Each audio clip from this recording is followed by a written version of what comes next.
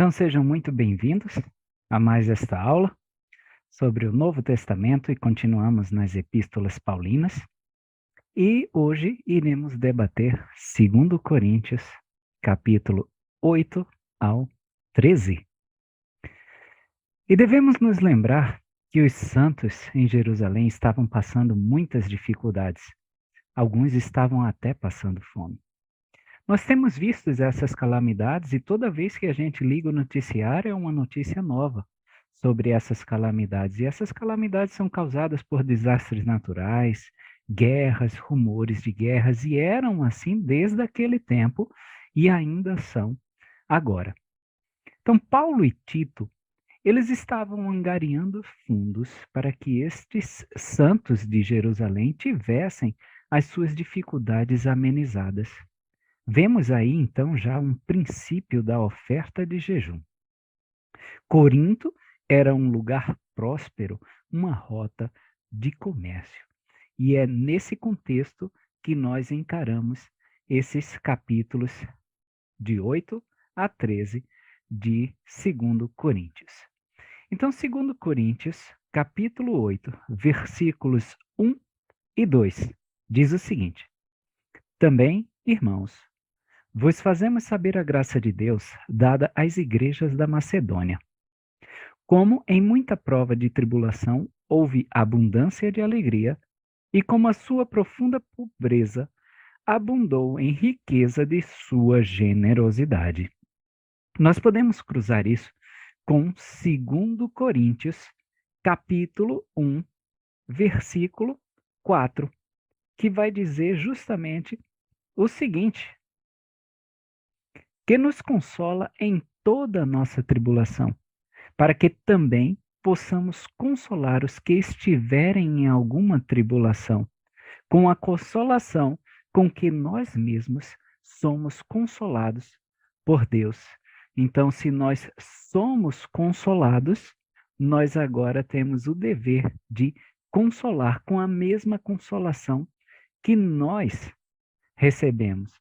Então, nós consagramos as nossas aflições para que, então, consagremos o nosso tempo, nosso talento, nossas riquezas para aliviar as aflições dos outros. E é assim que funciona. Paulo, então, ele usava o exemplo dos santos da Macedônia, que haviam experimentado profunda pobreza, como ele diz aí, que agora, generosamente, aliviavam as aflições do próximo. Parece até uma competição aí do bem, competição entre aspas, uma rivalidade em generosidade da Macedônia versus a Acácia, que era a região grega onde se encontrava Corinto. Quem arrecadaria mais, quem seria mais generoso para aliviar a aflição desses santos? Nós temos algumas dessas competições do bem na igreja, quem levará mais nomes ao templo, qual é a estaca que vai conseguir fazer o maior número de batismos e por aí vai. 2 Coríntios, capítulo 8, versículos 3 e 4, diz o seguinte: Porque, segundo o seu poder, o que eu mesmo testifico, e ainda acima do seu poder, deram voluntariamente, pedindo-nos com muitos rogos a graça e a comunhão desse serviço que se fazia para com os santos. Então, os macedônios foram extremamente generosos, além até do que eles podiam. Vejam aí que ele diz, ainda acima do seu poder. E a comunhão do serviço era essa unidade que Paulo tentava estabelecer em todos e entre todos os ramos da Igreja de Cristo. Eles estavam extremamente desejosos de ajudar e, entre aspas, enchiam a paciência de Paulo, como ele diz aí, pedindo-nos com muitos rogos para que fizessem parte desta obra. Será que a gente está tão ansioso assim para fazer a nossa parte na obra do Senhor? A gente tem enchido a paciência dos nossos bispos, presidentes de estaca, para realmente estarmos engajados nesse serviço de generosidade para com o nosso próximo? E era quase como se eles estivessem dizendo para Paulo: olha, já que não podemos ir para lá ajudar com as nossas próprias mãos, pelo menos aceitem essa oferta generosa de nós. E talvez esse deva ser o nosso exato pensamento quando pagamos o dízimo e as ofertas, já que a gente não pode ir lá estar ajudando aquelas pessoas. Por exemplo, tivemos agora uma tragédia enorme no Rio Grande do Sul, com as chuvas recentes, que várias pessoas ficaram desabrigadas. Já que nós não podemos estar lá presencialmente, a gente pode pelo menos doar generosamente para que o sofrimento dessas famílias, desses nossos irmãos, de alguma forma, possa ser aliviado. Esse era o motivo para que eles tenham sido tão abundantemente generosos. Qual é o motivo? Versículo 5 do capítulo 8 de 2 Coríntios. E fizeram não somente como nós esperávamos, mas a si mesmos se deram primeiramente ao Senhor e depois a nós pela vontade de Deus. Eles então deram-se primeiro ao Senhor, se consagraram, amor a Deus. E depois se deram aos apóstolos, amor ao próximo. Como a gente pode ver em Jacó, capítulo 2, versículos 17, 18 e 19. E aí reparem que nesse versículo 19 de Jacó 2, a riqueza, ela está vindo como consequência da esperança em Cristo. É essa esperança em Cristo que destrói aquele ciclo do orgulho que a gente já viu no livro de Mórmon, se lembram? Quando eles estavam lá no bem bom, se esqueciam de Deus, aí eles começavam a decair. Se arrependiam e se orgulhavam de novo por terem subido na vida, e isso ficava se repetindo e se repetindo e se repetindo. Com a esperança em Cristo, essa abundância é convertida em generosidade e não em orgulho. Isso é buscar com zelo os melhores dons, como vimos em 1 Coríntios capítulo 12, versículo 31. E é essa esperança em Cristo, que faz com que Deus confie que nós faremos um bom uso da riqueza. E é por isso que cada vez Ele, então, nos dá mais. Tito, ele seria o que a gente chama de companheiro júnior de Paulo. E ele estava fazendo um ótimo trabalho. Paulo deixa essa coleta nas mãos de Tito, já que foi ele que começou esse trabalho. É o que lemos no versículo 6 de 2 Coríntios 8. E aí Paulo começa a rasgar elogios à congregação de Corinto, após eles se arrependerem, pois agora abundavam em maravilhosos dons.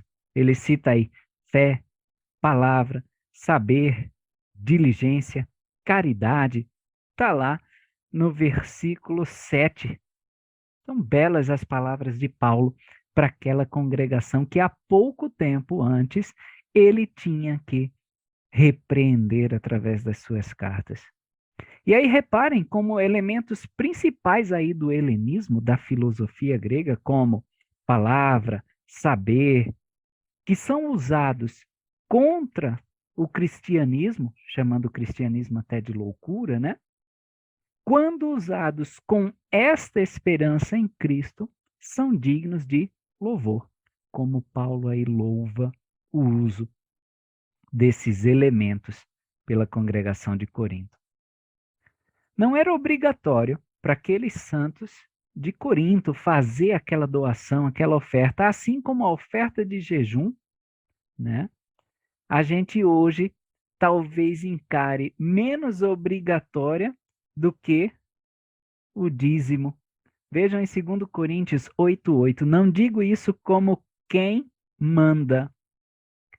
Paulo, ele trouxe o assunto à tona porque ele estava instando-os a provar que eram tão generosos quanto os irmãos da Macedônia. É aquela competição do bem que eu já falei para vocês, aquela competição cristã. Vê a continuação do versículo 8. Senão também para provar pela diligência dos outros a sinceridade da vossa caridade. E aí eu cito aqui William Shakespeare, já citamos em outras aulas, uma frase famosa dele que gosto bastante.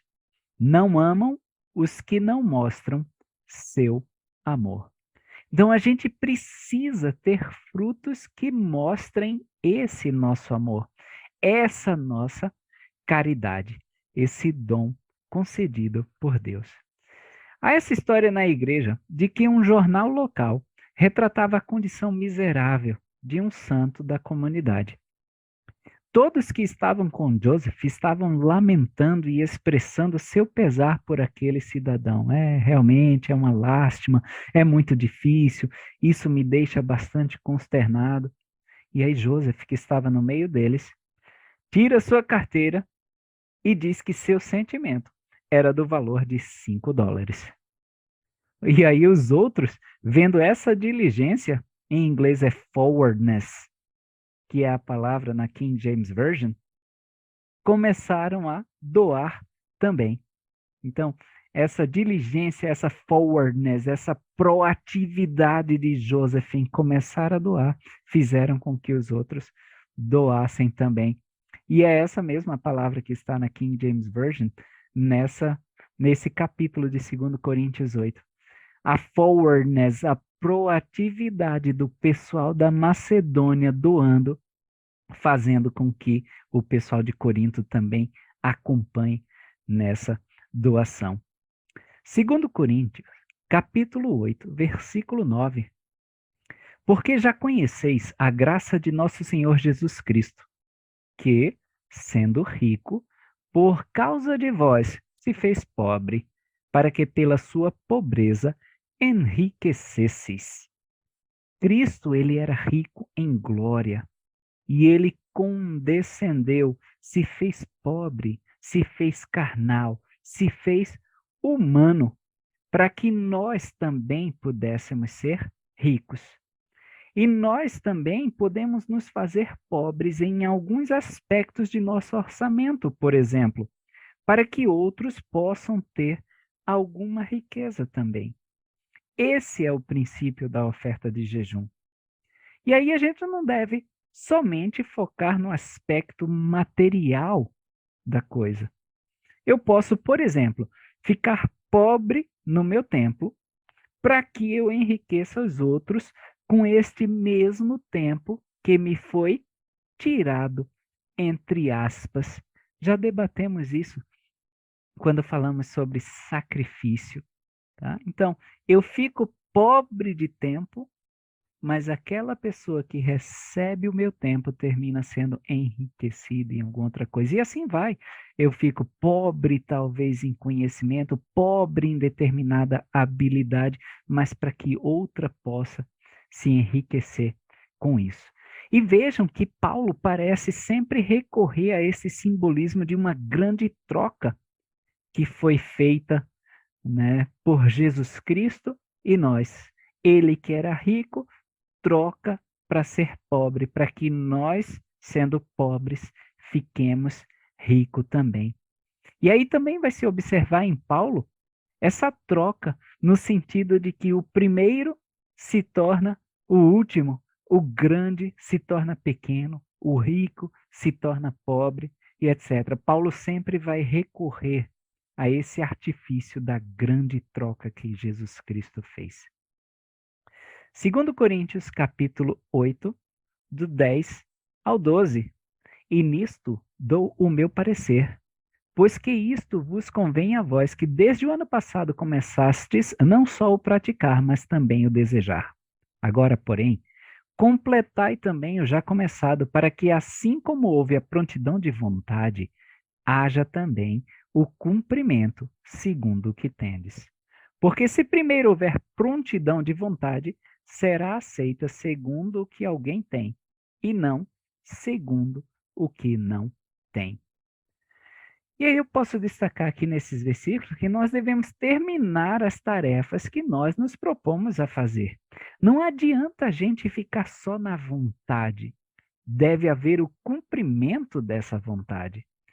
Não adianta também aquele fogo de palha. Eu vou fazer tudo, vou terminar, vou. O outro pensamento expresso aqui, que Paulo também tenta trazer para nós, é: o que vale é a intenção. Sim, mas não vamos deixar só na intenção. Existe até um ditado, né, nosso, corrente, que diz que de boa intenção o inferno está cheio. Só a intenção não faz nada. E aí só há uma desculpa que é aceita pelo Senhor para não finalizar uma tarefa que foi ordenada por ele. Em Doutrina e Convênios, seção 124, versículos 49 e 53. Doutrina e Convênios, 124, versículos 49 e 53. E ele vai dizer justamente o seguinte, no versículo 49. Em verdade vos digo que, quando eu dou um mandamento a qualquer dos filhos dos homens de fazer um trabalho ao meu nome, e esses filhos dos homens usam toda a sua força e tudo o que têm para realizar esse trabalho, e não deixam de ser diligentes, e são atacados por seus inimigos e impedidos de realizar esse trabalho, eis que me convém já não requerer das mãos desses filhos dos homens o trabalho, mas aceitar suas ofertas. E no versículo 53, isso dou-vos como exemplo, para vossa consolação com respeito a todos os que foram mandados fazer um trabalho e foram impedidos pelas mãos de inimigos e por opressão, diz o Senhor vosso Deus. Então é quando nós somos impedidos por inimigos ou por opressão, não é pela preguiça, não é pela vontade que se esmoreceu, não é porque eu achei que era tempo demais e aí eu não vou mais persistir nessa obra. Então, do contrário, Cristo não nos considerará impunes. E de uma marca famosa, a gente já tem o velho bordão just do it, ou seja, faz, só faz. Então vamos fazer. Temos um hino também, que é bem interessante o que ele fala no hino número 136 do nosso hinário. O título do hino é Neste Mundo. E há uma estrofe que diz: desperta e faz algo mais. Não queiras somente sonhar. É hora de acordar. É hora de fazer. Somente a intenção não nos levará a lugar algum. 2 Coríntios, capítulo 8, versículos 13 a 15. Porém, não digo isso para que os outros tenham alívio e vós opressão, mas para a igualdade. Nesse tempo presente, a vossa abundância supra a falta dos outros, para que também a abundância deles supra a vossa falta, para que haja igualdade. Como está escrito, o que muito colheu, não teve de mais, e o que pouco colheu, não teve de menos. E Paulo não dizia essas coisas para sobrecarregar um lado e aliviar o outro, mas para a igualdade, como vimos no versículo 14. E não é esse o princípio de Sião? Jamais isso, ou essa doutrina, ou esse princípio de Sião foi um endosso à preguiça. O Senhor, até nas revelações modernas, condena a preguiça. Em Doutrina e Convênios, seção 107, versículo 100, aquele que for preguiçoso não será considerado digno de permanecer. Reparar também que nesse mesmo versículo 14, Paulo diz que quando estamos em alta, ajudamos quem está em baixa. E poderemos precisar de socorro quando nós estivermos em baixa daqueles que estão em alta. E isso provê a equidade. Outra coisa a se considerada é que essa abundância de necessidade de uns venha suprir a nossa vontade de ajudar, nos tornando mais semelhantes a Cristo. Seria essa a igualdade, então, com Cristo que Paulo pregava? Tá? Então, quando há essa necessidade, nós podemos ter a oportunidade de suprir. E aí estamos sendo cada vez mais semelhantes e iguais a Jesus Cristo, que nós, sendo pobres, cheios de necessidade, ele, rico, veio suprir essa nossa necessidade. A escritura citada por Paulo no versículo 15 é uma de Êxodo, capítulo 16, versículo 18, e vai se referir justamente a Deus fornecendo o maná. E aí, isso deixa claro que essa equidade é fornecida, tá? E é o método de Deus. Em 2 Coríntios, capítulo 8, 16, um versículo depois, ele diz: graças a Deus que pôs a mesma solicitude por vós no coração de Tito. É Deus concedendo essa caridade, tá? É o método de Deus, então não é mérito nosso, mas é provisão divina.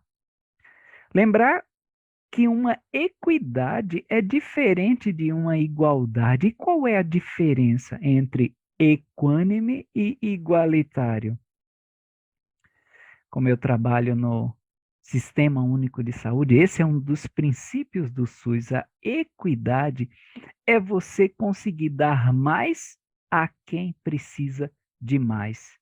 E no final, todos podem ser iguais. É realmente tratar diferentemente aqueles que são diferentes, para que no final todos possamos ser iguais, todos possamos ter abundância de tudo. E é sobre isso, esse capítulo, sobre oferta de jejum, sobre ofertar e auxiliar aquele que está em necessidade, é só sobre isso, o aspecto material. O Senhor, ele vê muito mais do que isso. Quando a gente associa só o dinheiro, só o material, o Senhor, ele vê muito mais que isso. Vamos ver Doutrina e Convênios, seção 29, versículo 34.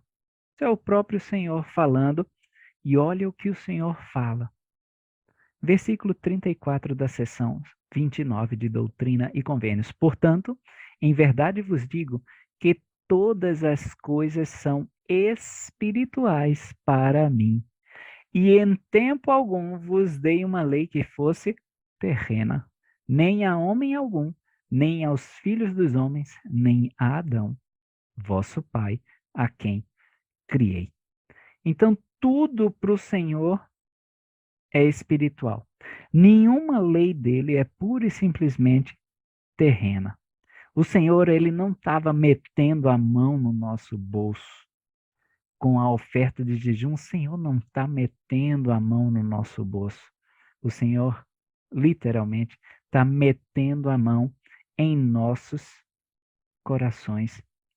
E aí, falando aí um pouquinho sobre oferta de jejum, a gente pode, já se adiantando um pouco, ir para 2 Coríntios, capítulo 9, versículo 5,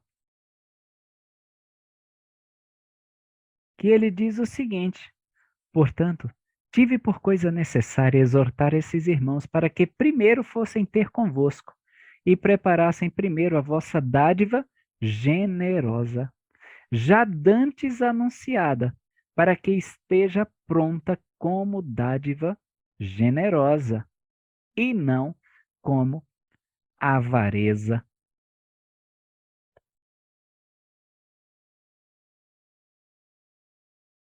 Segundo Coríntios, capítulo 8, versículos 16 a 19. Que nós, líderes, nós possamos ter essa mesma solicitude que tinha Tito por aquela congregação. A gente já viu que o Senhor colocou no coração de Tito aquela caridade. E não só os líderes, mas todos nós tenhamos esta solicitude por nossos irmãos. Tito, como povo da Macedônia, voluntariamente já correu para socorrer e cumprir a designação. No versículo 17, partiu voluntariamente para vós. Então a gente não precisa ser mandado, a gente pode se voluntariar. Bispo precisa de mim para isso? Bispo precisa de mim para aquilo? Bispo, eu posso fazer isso. A gente não sabe quem é esse irmão do versículo 18 citado aí, e com ele enviamos aquele irmão, cujo louvor no evangelho está espalhado por todas as igrejas. Alguns acreditam que esse irmão aí é Lucas, mas a gente não tem evidência nem a favor, nem contra essa crença. Talvez Paulo nem tenha colocado o nome desse irmão porque não havia necessidade, já que o seu louvor no evangelho está espalhado por todas as igrejas, como vimos no versículo 18. E aí me vem a pergunta: será que ocorre o mesmo conosco? Nosso louvor no evangelho está espalhado por toda a estaca Jaraguá do Sul?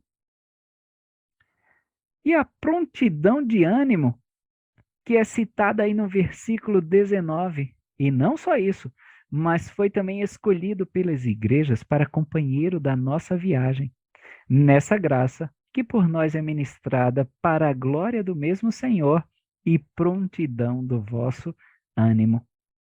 Nós estamos sempre com o ânimo certo e de prontidão para encarar os desafios. É por esse ânimo pronto que as pessoas nos conhecem na nossa estaca, no nosso trabalho, na nossa família também. E vejam aí, se a gente cruzar esse versículo com 2 Coríntios 9, 2, porque bem sei a prontidão do vosso ânimo, da qual me glorio de vós para com os macedônios, que a Acaia está pronta desde o ano passado, e o vosso zelo tem estimulado muitos. Então, esse nosso ânimo, essa prontidão de ânimo que nós temos é tão contagiante que estimula a muitos. Nós somos conhecidos assim na nossa estaca, no nosso trabalho, e através de nosso exemplo, a gente está estimulando a muitos. É algo que nós podemos pensar. Continuando em 2 Coríntios, capítulo 9, versículos 6 e 7, que diz o seguinte: e digo isto, que o que semeia pouco também ceifará, e o que semeia em abundância também ceifará. Cada um contribua segundo propôs no seu coração, não com tristeza ou por necessidade, porque Deus ama ao que dá com alegria. Então, se eu desejo receber muito, eu devo doar muito. E lembra-me o hino número 20 do nosso hinário também, Vinde, ó Santos, na sua segunda estrofe. Por que pensais em grande galardão, se a luta evitais? Como desejamos grandes recompensas do Pai Celeste se aqui eu me dou pouco? Como é que eu espero receber grandes coisas do Pai Celeste se aqui eu estou fazendo o meu mínimo? E no versículo 7, Paulo parece mais uma vez mostrar um caminho ainda mais excelente, que a gente já viu em 1 Coríntios 12, 31. Nesse versículo, Paulo mostra o bom, muito bom, e o excelente, que é um ótimo discurso do Dallin A. Jokes, de outubro de 2007. É bom fazer as coisas por obrigação, porque elas são mandadas, é o que ele fala aí da tristeza. Ou por interesse até. Ah, eu vou fazer isso por causa da bênção que eu vou receber, que é a necessidade. Mas é excelente fazer de bom grado, movido pela caridade real, que é com alegria, que Paulo também cita aí. Me lembra aquele trechinho do filme Ghost, do Outro Lado da Vida, de 1990. Eu sei que a maioria de vocês é jovem e nem deve lembrar desse filme, mas eu vou deixar linkado aqui no cardzinho, né? Quando ela vai fazer uma doação, mas ela não faz de coração, tá? E é às vezes exatamente assim, quando a gente se doa ao Senhor, mas a gente não está doando realmente de coração, a gente está doando por tristeza, por necessidade, por interesse, mas não com alegria. E aí, esse versículo 8 de 2 Coríntios 9, a gente pode cruzar com Doutrina e Convênios, seção 58, versículo 27, Doutrina e Convênios 58, 27, que diz: Em verdade eu digo, os homens devem ocupar-se zelosamente numa boa causa e fazer muitas coisas de sua livre e espontânea vontade e realizar muita retidão, que é o que Paulo vai justamente falar nesse versículo 8 de 2 Coríntios, capítulo 9. E Deus é poderoso para fazer abundar em vós toda a graça, para que, tendo sempre em tudo toda a suficiência, abundeis em toda boa obra. Então, cada vez que fazemos atos de graça, da graça divina, ele nos dá mais graça e mais capacidade para agir em graça. A ideia aqui é de mutualidade, de uma relação permeada pela graça. Então, quando a gente vir graça nesses escritos de Paulo, ou em qualquer lugar, significa dizer que eu estou mutualmente obrigado com Deus. Ele está obrigado a mim, eu a ele. E nós espalhamos essa graça por todo o mundo, com todas as pessoas. 2 Coríntios, capítulo 9, versículos 9 e 10. Conforme está escrito, distribuiu, deu aos pobres, a sua justiça permanece para sempre. Ora, aquele que dá semente ao que semeia, também dará pão para comer, e multiplicará a vossa sementeira, e aumentará os frutos da vossa justiça. Paulo ilustra o que foi dito, então, anteriormente, com uma lição prática. Então, se eu dou uma semente ao que semeia, esse que semeia é o semeador, e o semeador é Jesus Cristo. Ao invés de eu próprio ter comido aquela semente para meu sustento, ainda que seja minúsculazinha, mas eu podia ter decidido comer e não dar para o semeador. Mas aí, quando eu dou para o semeador, ele semeia e, caindo em bom solo, e aí a gente já vai lembrar lá de Mateus 13, da parábola do semeador, ou a parábola dos tipos de solo. Eu vou deixar linkado aqui também, num cardzinho, a nossa aula de discussão de Mateus 13 Lucas 8:13, onde falamos sobre essa parábola do semeador. Então, esse semeador pega essa semente que nós ofertamos e, caindo em bom solo, isso é multiplicado, provendo o pão, ou seja, o fruto daquela semente. Não só para quem deu aquela semente, para a gente que ofertou aquela semente, mas para muitos. Muitos vão ser beneficiados por a gente ter doado aquela semente ao que semeia, o semeador, que é Jesus Cristo. A gente tende a limitar isso às ofertas de jejum, por exemplo, né? Mas qualquer palavra gentil, qualquer boa obra que fazemos por outros, dedicada ao Senhor, Ele vai multiplicar para nós. Segundo Coríntios, capítulo 9, versículos 11, 12 e 13. Para que em tudo enriqueçais para toda generosidade, a qual faz que, por nós, se deem graças a Deus. Porque a administração desse serviço não só supre as necessidades dos santos, mas também é abundante em muitas graças que se dão a Deus.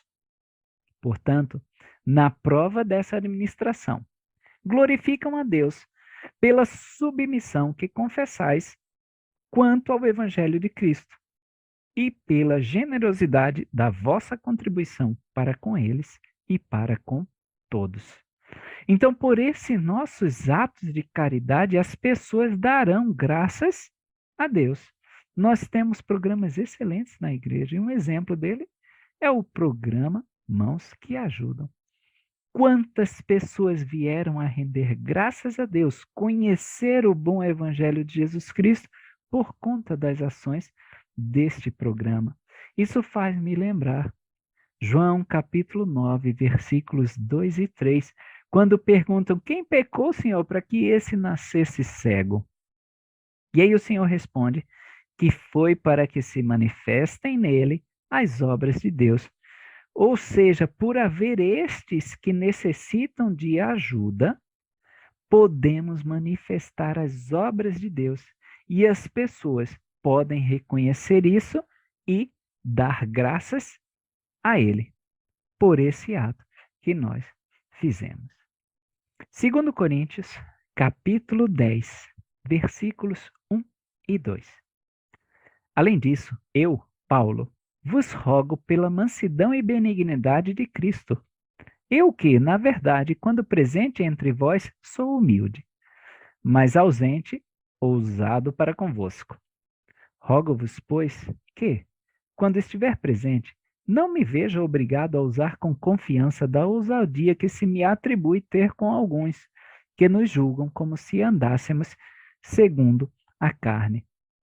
Então, Paulo não tentava, por conta de seu cargo, impingir a sua vontade sobre os santos. Pelo contrário, aí, ele vai frisar a mansidão e a benignidade no versículo 1. A mansidão e benignidade de Cristo.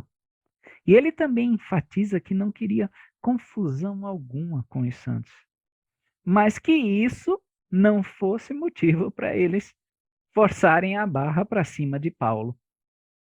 Vejam que interessante, Joseph Smith ele apresentou uma descrição de Paulo que talvez vocês nunca tenham ouvido, mas eu vou deixar citado aqui. Tá?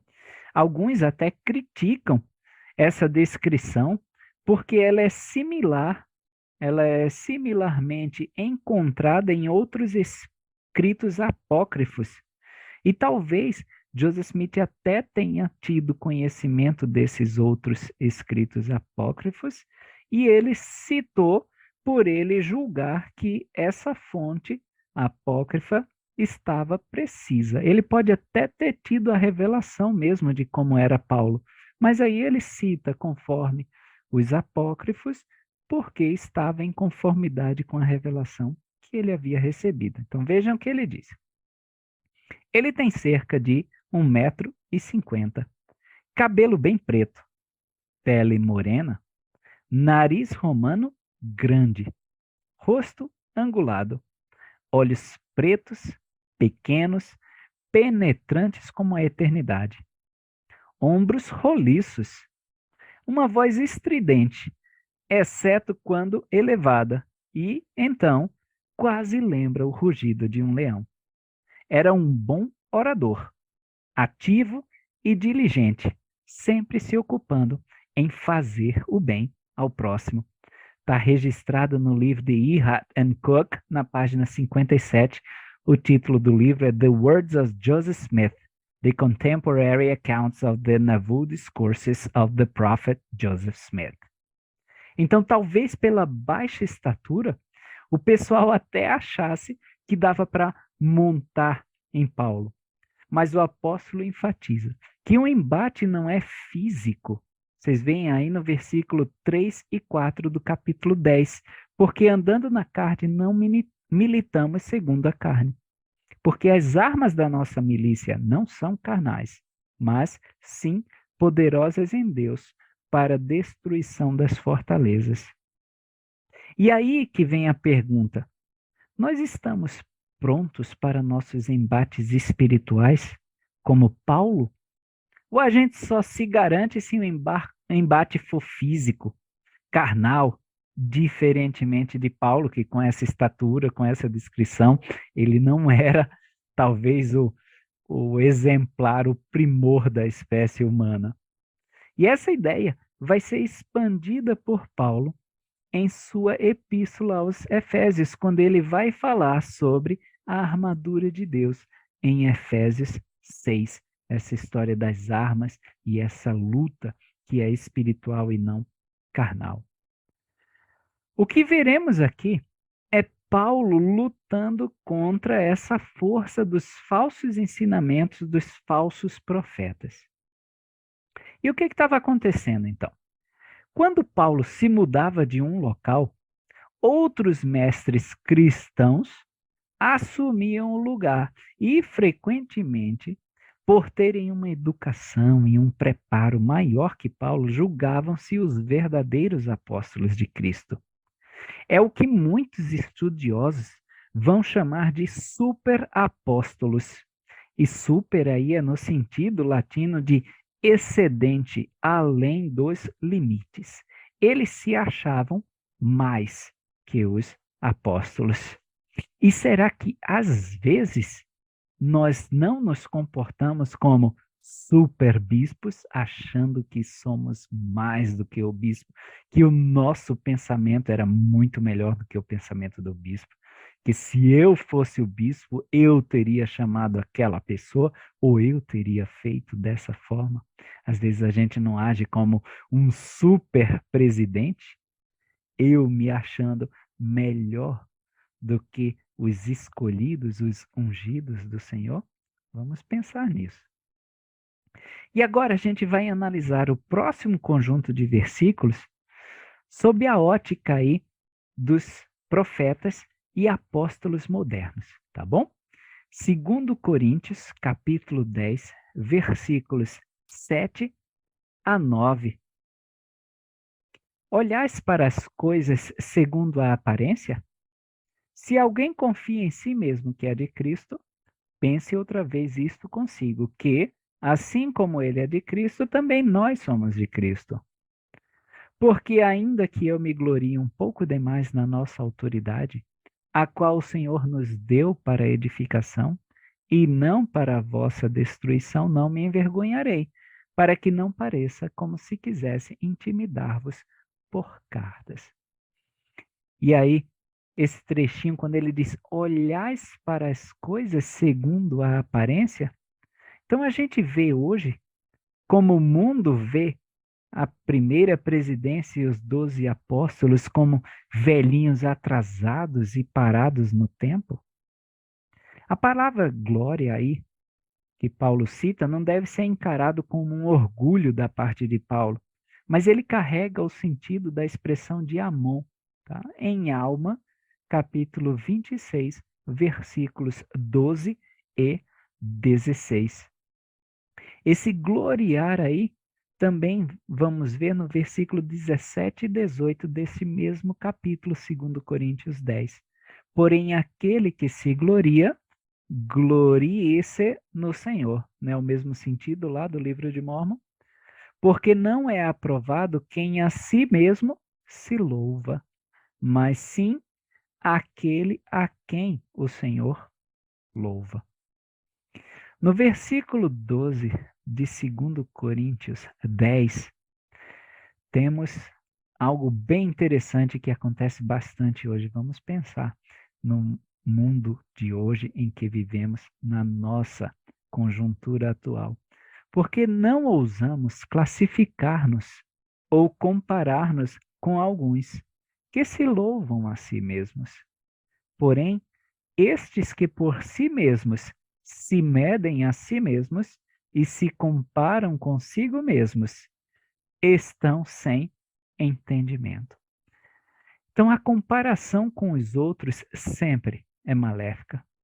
Quer se comparar mesmo com alguém? Ah, eu gosto de comparação, gosto mesmo. Então, quer se comparar com alguém? Quer um parâmetro real mesmo de comparação? Jesus Cristo. É a Ele a quem nós devemos nos comparar. É Ele a régua pela qual nós devemos nos pautar. E Paulo está falando isso, né? Porque se dizia que por carta os apóstolos eram bem valentes, mas quando presentes os apóstolos eles eram fracos, como a gente vê aí no versículo 10, porque as cartas dizem, esses outros dizem, né? São graves e fortes, mas a presença do corpo é fraca e a palavra desprezível. Então, ó, por carta ele é muito bom. Agora, quando está aqui, a gente nem dá muita coisa. E era esse o motivo de comparação com os falsos mestres, que eram ótimos aí na retórica e nas técnicas de oratória. A gente aprende pelo livro de Mórmon que esses falsos profetas, esses falsos mestres, só falavam o que o povo queria ouvir. E não é esse o trabalho de um verdadeiro profeta, de um verdadeiro apóstolo do Senhor. É interessante notar que Enos ele vai nos dar dicas de dois aspectos, ou se vocês preferirem, a gente já leu isso em outras escrituras, né? De uma espada de dois gumes. Então, Enos vai nos dar uma dica desses gumes da espada que é a palavra do Senhor. E aí, eu vou usar a versão em inglês de Enos, capítulo 1, versículo 1, onde ele vai falar. E esses gumes da espada do Senhor são nurture e admonition, tá? Ele usa essa palavra na tradução em inglês, nurture and admonition of the Lord. Ou seja, a nutrição e admoestação do Senhor. Então, o que seria esse gume da nutrição? Seria aquele gume do incentivo, do consolo, do louvor da palavra de Deus. E esse outro gume da admoestação do Senhor, da palavra de Deus, é a correção, a repreensão. Então, nossos líderes, eles também fazem uso dessa espada de dois gumes para nos auxiliar. Lembram-se de um pêndulo? Né? Que fica para lá e para cá, aquela estrutura física de movimento pendular. Algumas vezes os líderes pendem para o lado da nutrição, desse gume da nutrição, mas outras vezes eles devem pender para o lado aí da admoestação. A gente viu e continua a ver em Paulo. A gente já até debateu 1 Coríntios 4, 21. Vara ou amor e espírito de mansidão, né? São os dois gumes dessa espada que é a palavra do Senhor. A gente vai ver esse movimento pendular em ação na próxima conferência geral, agora em outubro. Quando nós apoiamos esses líderes, esses profetas, videntes e reveladores, a gente apoia também esse movimento pendular. Apoiamos a atitude desses nossos líderes, de tornar o desconfortável confortável, a nutrição, aquele consolo. E o confortável, desconfortável, a administração, a repreensão, a correção. E as redes sociais, elas tornaram essa escala de comparação em cósmica. Então, muito cuidado agora, né? Nesse mundo que a gente vive, nesse tempo que a gente vive, muito cuidado ao se comparar aos outros. A gente abre lá um Instagram, todo mundo feliz, todo mundo bonito, a pele ótima, o cabelo maravilhoso, né? Gastando dinheiro. Muito, muito cuidado, porque aí, quando a gente se compara com outras pessoas, não teremos bons resultados, não trará nada de bom. Queremos, então, se comparar mesmo? Queremos nos comparar a alguém? Tá bom, vamos nos comparar a Jesus Cristo. 2 Coríntios, capítulo 11, versículo 1. Ele está dizendo, ó, me aguentem só mais um pouquinho aqui na aula do Instituto, aguente só mais um pouquinho, tá? De minhas provocações filósofo-espirituais. Era isso que Paulo estava dizendo, mas Paulo, não dá para escrever assim no versículo, tá bom? Então vamos escrever assim, ó. Quem dera me suportasseis um pouco na minha loucura.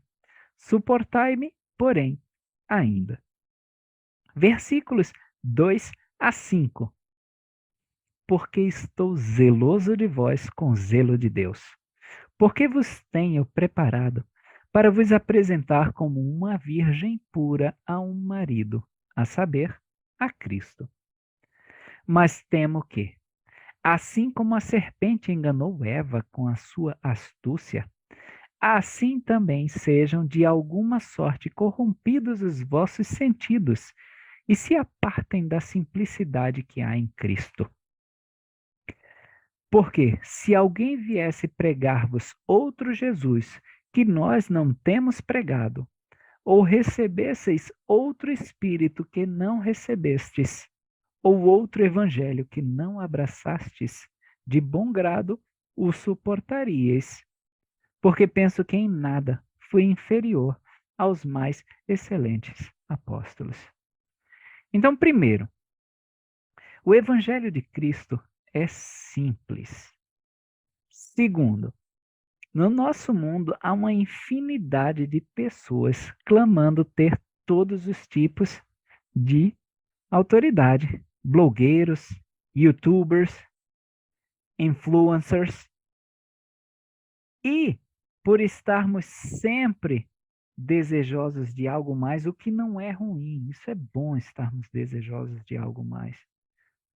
Mas aí, quando a gente está desejoso por algo mais complexo, isso também é bom. Mas temos que ter cuidado. Quando a gente, na igreja, fica ansioso por aquilo que a gente chama, né, no nosso meio, no nosso jargão, no nosso linguajar de doutrina profunda. Não existe essa de doutrina profunda. Tudo é doutrina de Jesus Cristo. O ruim é que a gente está acostumado a nadar no rasinho, aí qualquer coisa além disso é profunda. Mas é só a gente buscar em espírito de revelação o mistério de Deus que vai nos ser dado a compreensão. Mas quando a gente fica focando nisso, nesses aspectos complexos, nos apartamos da simplicidade de Cristo. E aí, de bom grado, já que a gente quer tanto essa coisa extra além do marco, a gente termina suportando essa falsa doutrina, falso ensinamento, falsa alegação. Então devemos ter muito, muito cuidado com isso. E nossos profetas atuais e nossos apóstolos atuais em nada são inferiores a estes mais excelentes antigos apóstolos.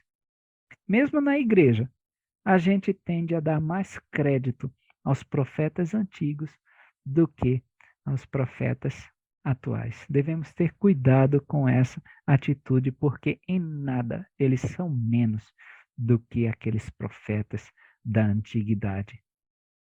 2 Coríntios, capítulo 11, versículos 13 e 14. Porque tais falsos apóstolos são obreiros fraudulentos, transfigurando-se em apóstolos de Cristo. E não é de admirar, porque o próprio Satanás se transfigura em anjo de luz. Devemos estar, então, alinhados aos verdadeiros mestres que são enviados de Deus, não a qualquer um que alegue ter autoridade. John C. Maxwell, ele define a liderança como o poder de influenciar. E aí nós estamos sendo que tipo de influência na vida das pessoas? E qual é a liderança? Qual influência nós estamos sofrendo, nós estamos aceitando em nossas vidas? E claro, vejam aí no versículo 14, o próprio Satanás se transfigura em anjo de luz. Ele não vai apresentar aquela consequência feia de nossos atos. Ele pinta, ele mascara aquela consequência para a gente pensar que é algo de luz, algo bom, algo desejável. E aí, quando nós nos desviamos do caminho, que cometemos aquele pecado, nós vemos que a máscara cai, aquela pintura se desfaz e não é nada daquilo que Satanás vendeu para nós e que a gente comprou tão rapidamente, mas que se arrependeu, tá? 2 Coríntios, capítulo 11, versículo 18. Visto que muitos se gloriam segundo a carne, eu também me gloriarei.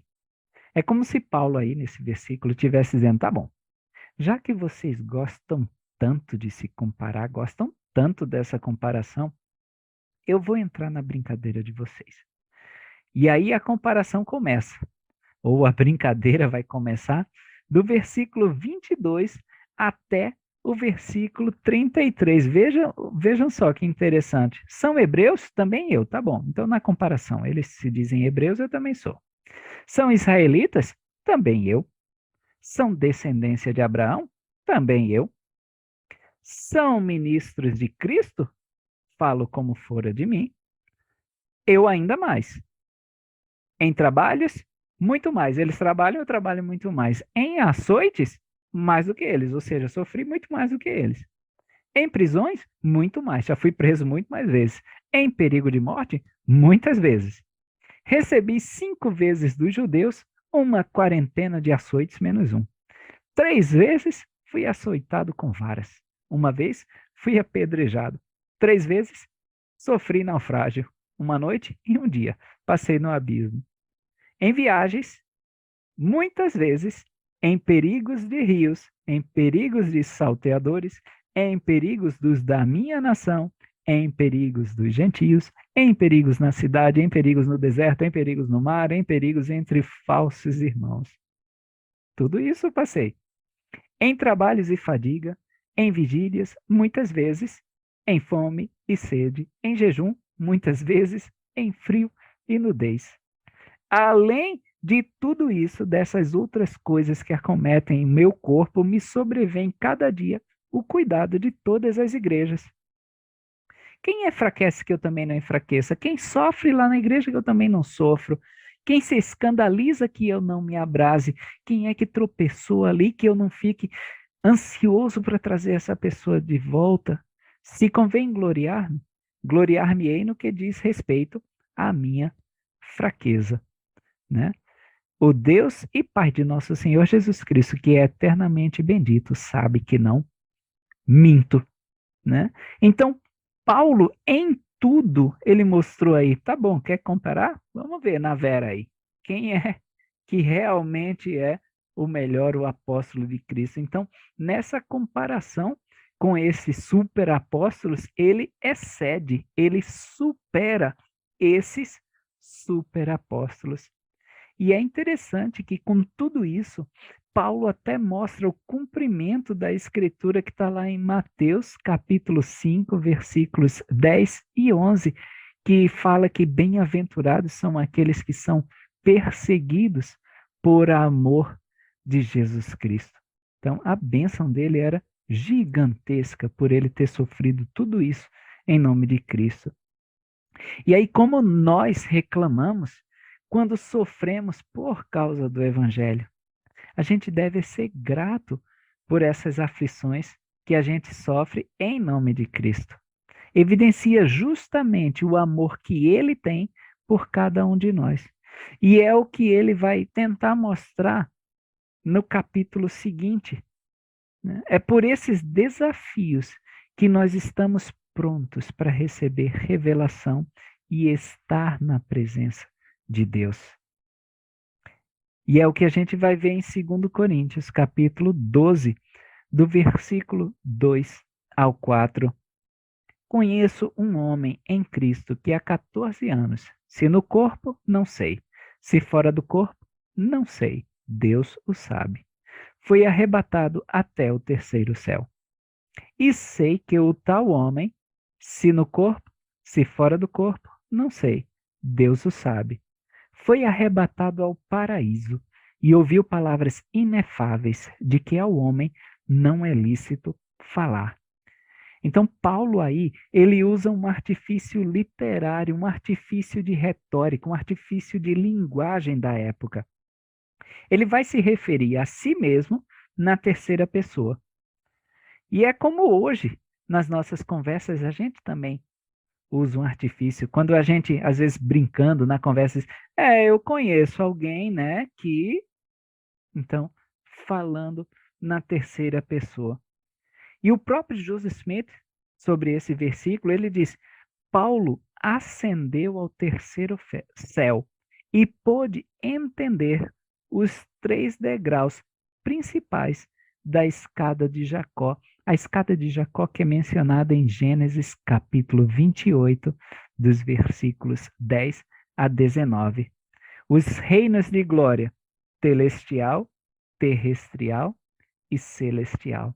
Isso está lá registrado em History of the Church, volume 5, na página 402. E aí notem também a humildade de Paulo, que ele se coloca em terceira pessoa. Contando essa experiência inigualável pelos superapóstolos de Corinto, ele reforça a sua autoridade como apóstolo de Jesus Cristo. E é interessante, mais uma vez, que se vocês compararem essa atitude de Paulo, né, com a escritura contida em Lucas 14, 11, que diz que o que se exaltar será humilhado, e aquele que se humilhar será exaltado. Então, Paulo podia chegar colocando para quebrar, eu fui levado ao terceiro céu, eu pude ter essa revelação do Senhor. Não, ele preferiu, né, usar a terceira pessoa e recolher-se à sua humildade diante dessas acusações desses superapóstolos.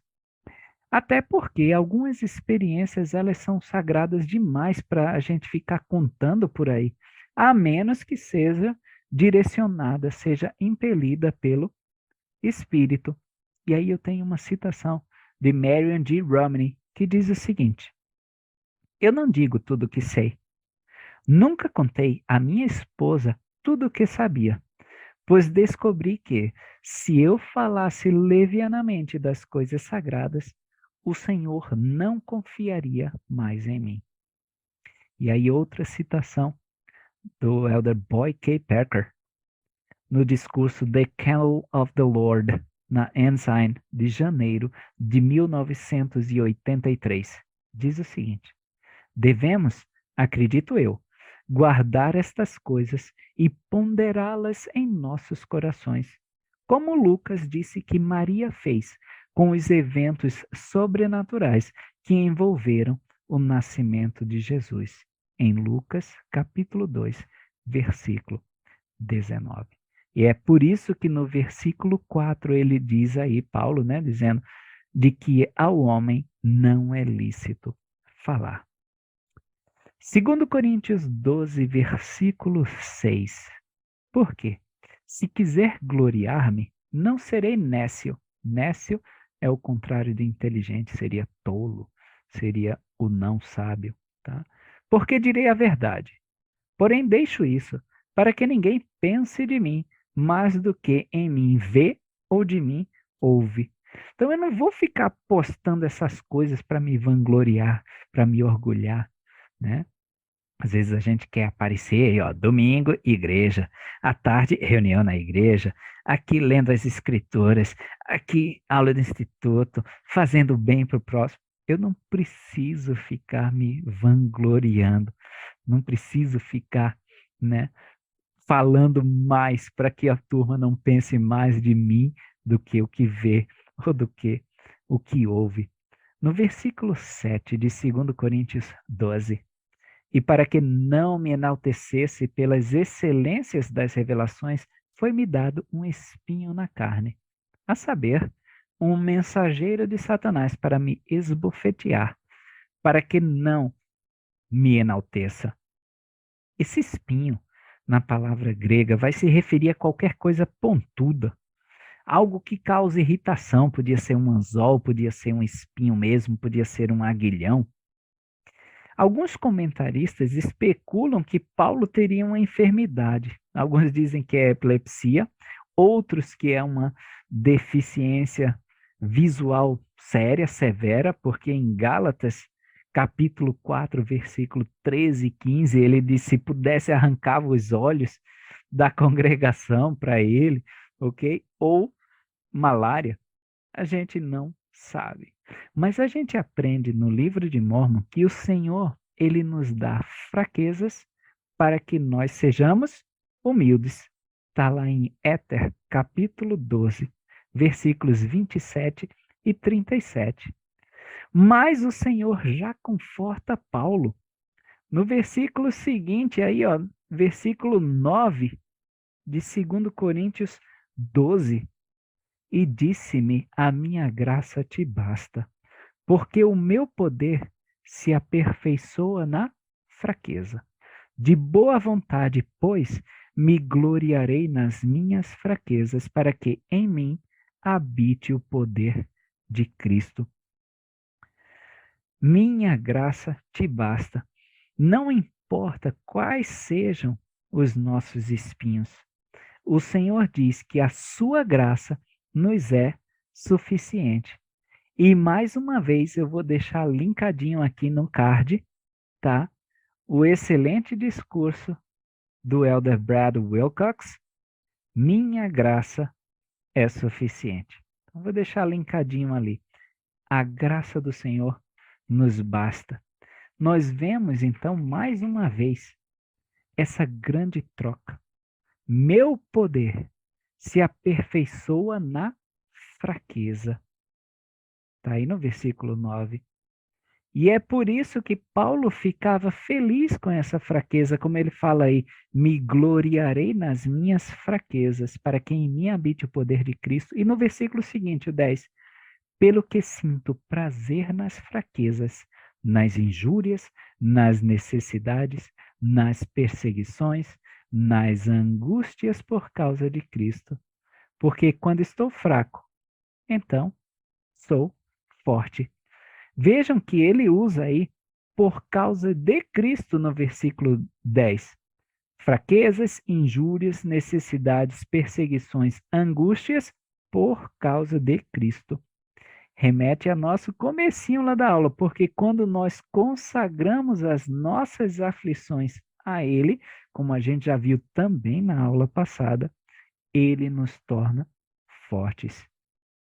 Então, se nós nos sentimos inadequados em qualquer área de nossas vidas, sobre nós mesmos, não confiantes também em nós mesmos, é o local perfeito, é a hora perfeita para depositarmos a nossa confiança no Senhor. Porque Ele vai pegar essas fraquezas nossas e tornar em fortalezas. Presto testemunho disso. Em 2 Coríntios, capítulo 12, versículo 15. E eu de muito bom grado gastarei, e me deixarei gastar pelas vossas almas, ainda que, amando-vos cada vez mais, seja menos amado. É assim com todos os profetas e com aqueles que servem ao Senhor. Eles se desgastam, eles se gastam, tá? Como ele diz aí, de bom grado, e vai se deixar gastar, vai se desgastar por nossas almas.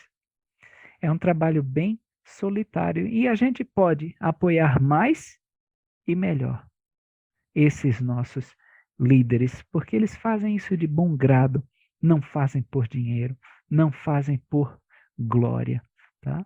Pode ver aí como o nosso presidente de ramo, agora conselheiro da estaca, perdeu os cabelos desde que foi chamado como nosso presidente, né? E é assim, a gente está disposto a se desgastar por conta das almas a quem servimos, quanto mais, né, a presidência da igreja, os apóstolos do Senhor.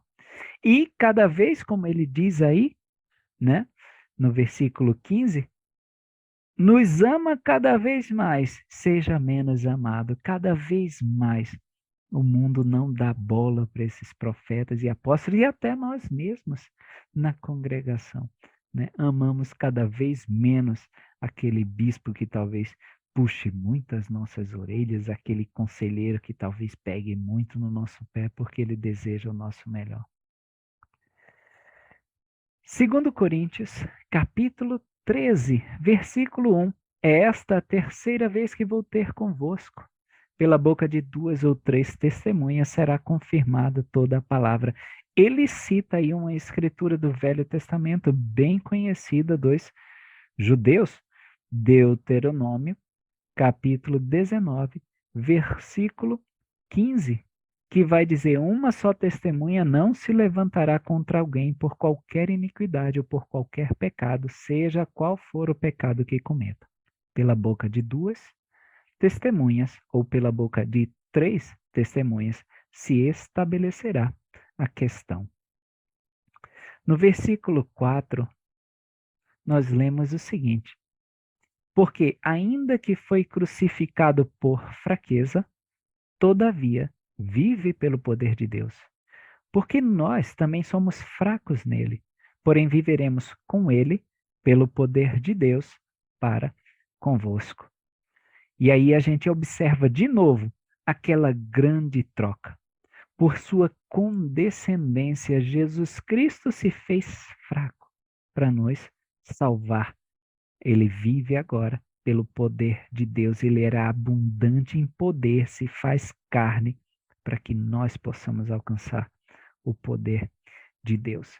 No versículo 5, examinai-vos a vós mesmos, se permaneceis na fé.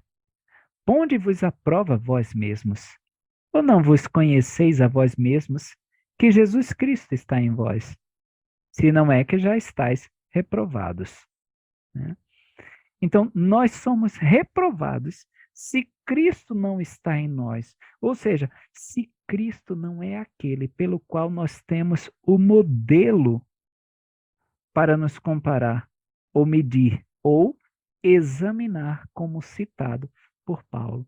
Se nós não temos Cristo como essa medida, esse padrão, aí sim a gente vai se encontrar reprovado perante ele.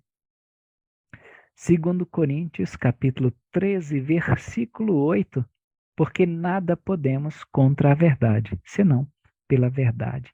Nada prevalece contra a verdade. A verdade, ela é soberana. Não importa o que aconteça, não importa o que diga, a verdade sempre prevalece, né? No versículo 9, porque nos regozijamos de estar fracos, quando vós estáis fortes, e o que desejamos é a vossa perfeição. É o que nossos líderes desejam, seja nossos líderes locais, seja nossos líderes gerais. Eles desejam a nossa perfeição. É esse o trabalho deles, nos tornar cada vez mais perfeitos. É por isso que eles se desgastam tanto nessa árdua tarefa. No versículo 11, ele vai dizer aí: quanto ao mais, irmãos, regozijai-vos, sede perfeitos, sede consolados, sede de um mesmo parecer, vivei em paz, e o Deus do amor e da paz será convosco. A gente vê aí perfeitamente balanceado a nutrição, que discutimos, né, que Enos nos mostrou, e a admoestação. Os dois gumes da palavra viva e poderosa do Senhor, que penetra juntas e medulas. E esse é o nosso convite mesmo a todos, que nós sejamos perfeitos e sejamos consolados. Sejamos unos entre nós, irmãos, e com o Senhor, vivendo em paz. E o Deus do amor e da paz será conosco, é o que a gente pede, toda oração sacramental. Eu presto testemunho disso sim, que o Senhor, Ele é esse grande consolador. O Senhor, Ele está sempre presente para que nós possamos ser glorificados nele por meio do seu poder. E é essa aula que eu gostaria de deixar hoje, em nome desse aperfeiçoador de nossa fé, desse consolador, desse padrão pelo qual nós devemos nos pautar, Jesus Cristo. Amém.